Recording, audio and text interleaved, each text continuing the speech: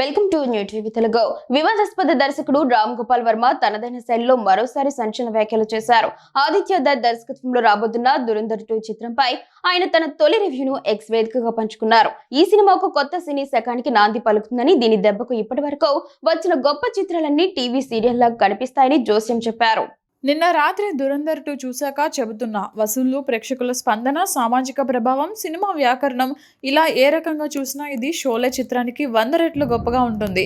మొఘల్-ఏ-ఆజం నుంచి ఇప్పటి వరకు వచ్చిన గొప్ప సినిమాలన్నీ ఈ చిత్రం ముందు టీవీ సీరియల్లా కనిపిస్తాయని వర్మ తన పోస్ట్లో పేర్కొన్నారు. ఇది పాత సినిమా ప్రపంచాన్ని పూర్తిగా అంతం చేసి ఒక కొత్త సినీ శకాన్ని ప్రారంభిస్తుందని ఆయన అన్నారు. ఇకపై డైరెక్టర్ అనే పదానికి అర్థం ఆదిత్య దత్ పేరుతో మొదలవుతుంది. స్టీవెన్ స్పీల్బర్గ్, క్రిస్టోఫర్ నోలన్ లాంటి వారు కూడా తమ పనులన్నీ పక్కన పెట్టి ఫస్ట్ డే ఫస్ట్ షో ఈ సినిమా చూడడం మంచిది అంటూ తనదైన శైలిలో వ్యాఖ్యానించారు. ఈ సందర్భంగా బాక్సాఫీస్ లెక్కలపై కూడా వర్మ తన అంచనాను తెలిపారు. ఒకవేళ దురంధర్ 2 చిత్రం 1500 నుంచి 2000 కోట్లు వసూలు చేస్తే ప్రస్తుతం బాక్సాఫీస్ వద్ద కొనసాగుతున్న దక్షిణాది చిత్రాల ఆధిపత్యానికి గండి పడుతుందని ఆయన అభిప్రాయపడ్డారు.